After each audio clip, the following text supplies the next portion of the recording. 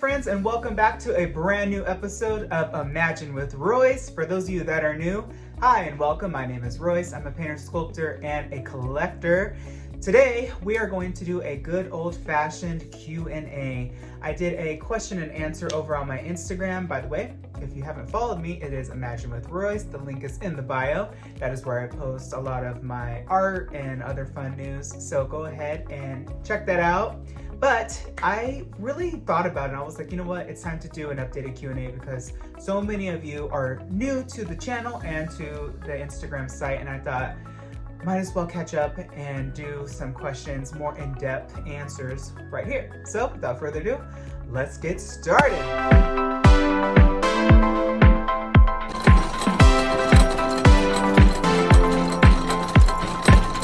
Alright, and sorry if the studio seems a little empty, that's because it is. I am moving everything around, so stay tuned for an updated art studio in the future. But let's get started on these questions. Question number one is really fun, and I really am going to enjoy answering it.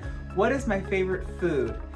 It's really hard, but I think dessert would definitely be up there. I love anything banana, so maybe like a banana cream pie, but I also love cake, so maybe like a vanilla cake, and I also really love ice cream. So what about pistachio or chocolate malted crunch from Rite Aid? If you know, you know. So those are really, really good foods. In terms of savory, I really like chicken. I'm a really big fan of like guacamole with chips. I don't know if that, yeah, that's savory. Stuff like that, it's just so good. So number two is, what is my favorite project that I've ever worked on? This is like choosing a favorite kid. It's incredibly difficult. If I had to say my top three, I think that would be a little bit easier. Definitely painting the castle for Christmas time. That was such an amazing opportunity and I'll just never forget it. Probably working on Pirates of the Caribbean, some of those animatronics that are just legendary, legends of their own. And probably the Matterhorn, working on the Yeti was pretty cool during the transition from Mr. Old Harold to the new Harold, and a more sophisticated animatronic. Really, really enjoyed working on the Matterhorn. Number three is it difficult getting a job at Imagineering or WDI? So I started in audio animatronics figure finishing, and that job was definitely very complex to get into. I'm going to say that I don't want to be like a downer, but I also really want to be realistic with a lot of people, especially now in the state that the company's in. It's definitely not the same that it was when I first entered. It's probably even more difficult, and I assume that it's just gonna keep getting that way, which is kind of a disservice, if you will, to potential Imagineers, just because the harder and harder it is, these talented people are just going to start looking elsewhere. And I know that long term that probably will affect the company, because a lot of times, and you know, I really don't want to be negative, but Disney is a very nepotistic company. You know, it's who you know, not what you know. So a lot of times people get in, I've seen, that really haven't earned the role. And I feel like maybe that's why Disney is the way it is today, in terms of just recreating, doing spin-offs, revamping, and live actioning everything. You know, I don't really see a lot of innovation and a lot of true creativity coming from that company as it really produced it in my childhood, because I was one of the lucky ones that is a millennial and that got to grow up in the 90s, and I got to see so many amazing new content and new films and amazing new, really unique characters that today I just don't see that much. But yeah, I would say never give up. Always follow your dreams. I would also recommend that you do internships, because that is kind of like a really good foot in the door. That's what I did, and they can see your talents and what you're all about. So never give up, and I wish you all the best of luck. Coming in at number four, what is the rarest character I've met at Disney? So back in, oh gosh, let's see, when I was in college program, they did a fun event called Long Lost Friends Week, I think it was called, and it was in Big Thunder Ranch Barbecue, which is now Star Wars Land, and they had so many rare characters. That's where I met Jane and Tarzan and Turk. I met the Three Good Fairies. I met Robin Hood and Little John, and I met Meg and Hercules and Hades there, Esmeralda, Clopin, characters like that that just never come out. I will say the characters that are on my list to me, and I'm going to go this Valentine's Day, I already told Chris, is Atlantis. I really, really want to meet Kita and Milo. They're just on the bucket list. I need a photo with them. Once I obtain the photo, it will be framed on the wall somewhere, just because I just have always adored that movie. I love adventure, and they're gonna make a new live action. Please, please make Atlantis a live action, because it's almost as if it's a live action trying to be a cartoon. Like, just do it live action. Favorite piece of art I've made? That is also very difficult. I'm gonna do a top 3. For sure, let's see, back in 2013, 2012, around there, I built the Matterhorn in my backyard, which Imagineering really liked. So there's a fun fact for you. Maybe just do that, build that giant monster models in your backyard.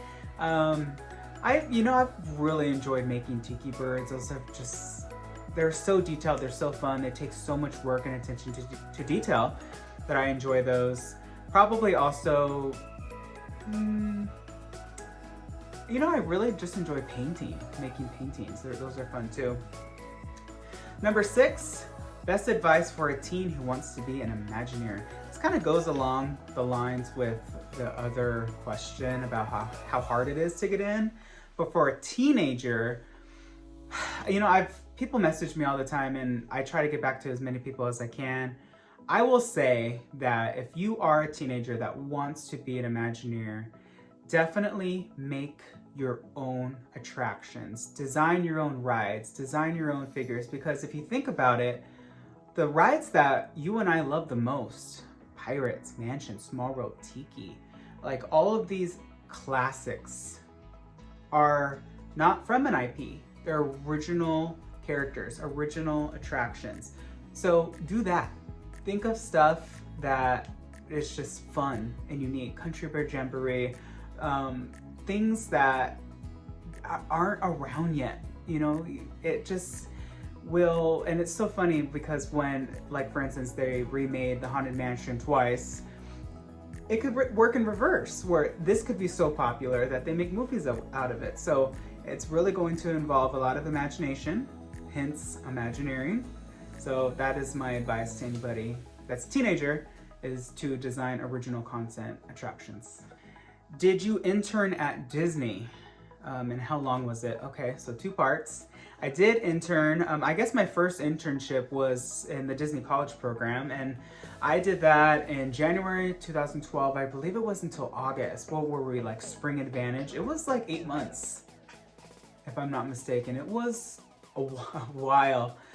I loved it. It was a blast. Anybody that is a teen that's in college, or even I think it's 1 year post-grad, definitely do college program, because it's such an amazing experience. It's so fun, especially if you're a Disney nut.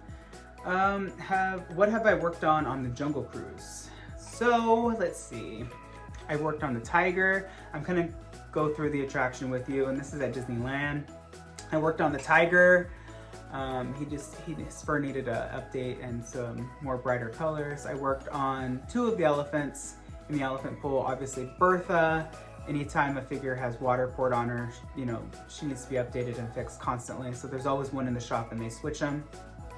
I worked on Squirt, the elephant that squirts the boat. I remember walking through the gorilla camp, but I don't think I worked on a figure, kind of just combed them. The gorilla, trying to reach the bananas, I never touched. The safari, I painted a zebra, I painted those vultures, and I did a little bit of work on, let's see, the hippos. I worked on the hippos. I painted a native's arm, which is now in the archives, but I did that. And then I did piranha. So yeah, that's about it for Jungle Cruise from my memory, which is a lot, And then I also worked the Jungle Cruise as a skipper, so for me it was full circle. It was a blast. Number 9 is my favorite Disney animatronic. That's hard. Definitely the first one that comes to mind is the Yeti from the Matterhorn, just because the Matterhorn's like truly my favorite. I love it. Number 2 would probably be like Jose or Pierre. And number 3, let me see. There's so many. There are so many really advanced ones. I love a Small World doll. I do. They're so beautiful. Such attention to detail in every single one of them. Have you ever been to Club 33? Yes, I have. I've been once as a guest, and then once we just went up there before it opened. You know, that's one of the joys of being, you know, like maintenance, or, you know, anybody that has like an art role. You can kind of go in places like that. And we went as a group and we walked up there and we looked at the vulture, and that was cool. And then I went as a guest. You know, if I'm gonna be honest with you, my overall experience was, you know, it is what it is. It's kind of just like eating at a really glorified Cheesecake Factory or a really nice like steakhouse. There really isn't a whole lot to it besides you are somewhere that not everyone could go into. That is pretty much it. Other than that, the food it was good, but it wasn't life-changing. The service was great, but it wasn't life-altering. You know what I'm saying? And for those that do go up there, like, I could never waste that much money a year for a pass. Not the way things are now with Disney, but I've done it, check. And if you have done it, you know, kudos, it's cool, right? Great, but it's not somewhere that like I thrive and like crave to go again. It is what it is. At number 11, my favorite color. So I really love yellow and I really love gold. I actually got married in a yellow suit. So yeah, it's definitely yellow. And number 12 is my thoughts on the live action Disney films. I saved this one for last, even though it came in like third, because I have a lot to say. Not all bad. I'm gonna start out with, for instance, I just watched the new live action Little Mermaid. I enjoyed it, but I kind of came out of there with similar thoughts to how I felt leaving The Lion King, which it's kind of hard for me to call Lion King live action because it is just another animated Lion King, just 3D. Like, there isn't anybody there, so it is still a digital animated film. But Little Mermaid and Lion King have two faults, in my opinion, that I really don't like. And that's when you cite line for line and you shoot the film scene for scene as the shot was in the animated movie. What is the point? I understand that you're trying to capture the same moment that was captured before. However, if you are going to do this, please change things. Look at Cinderella, look at Aladdin, like look at Maleficent, what they did. That is what makes it intriguing. That is what will make it interesting to the audience. It's retelling. It has the same formula, but it has different ingredients. You know what I mean? And I definitely enjoyed The Little Mermaid, but certain points of it, I was like, why? Like, why are you just doing the same things? I will say, Haley Bailey, is that her name? Obviously the actress that did a phenomenal job as Ariel. Her voice was spectacular. The second I heard her sing Part of Your World, I was like, I know why she got the role. She is immensely talented. She brought to the screen everything I hoped Ariel would be. She just had such a humbleness and sweetness to her, and I really, really enjoyed her. And surprisingly, I liked Melissa McCarthy as Ursula. My true vision would have been to see Kathy Bates as Ursula. I mean, come on, look at that. Look at that. I mean, but it was great. It was a fantastic film. I really love Maleficent. So this is the thing. Like I said earlier on in the video, I want Disney to go back to making their original content. Like, for instance, they're already going to be remaking Moana in a live action film. Why? It's not even like 10 years old yet. Let it age. Let it get down to where, oh, we need to remind people why they love this, because it's still very relevant. I mean, they're making theme park, areas for you to see of that film still, where opposed to like, say, Tarzan, where his treehouse got taken out. I could see, okay, let's remind people why we love it. I think just Disney is in a very hard state. I think that they are experiencing the consequences of budget cuts and of letting go of talent. I mean, I still cannot believe to this day that they would ever have let Joe Rohde go in a million years, because that guy was just above and beyond one of the most talented people ever to walk the halls of Imagineering. I mean, for me personally, he was right up there with Tony Baxter, Mark Davis, and Claude Coates, and Mary Blair. I just think that you obviously can't keep everybody. And for anybody that works as an artist or aspires to be an artist, if you want to work for Disney, they obviously have a core team, but they do a lot of project hires. And that's what you'll see, like green badges, for instance. And they hire you for the role for a certain amount of time. And it's not guaranteed that you'll ever be transitioned to full-time. But this is, again, going back to that other question with do an internship.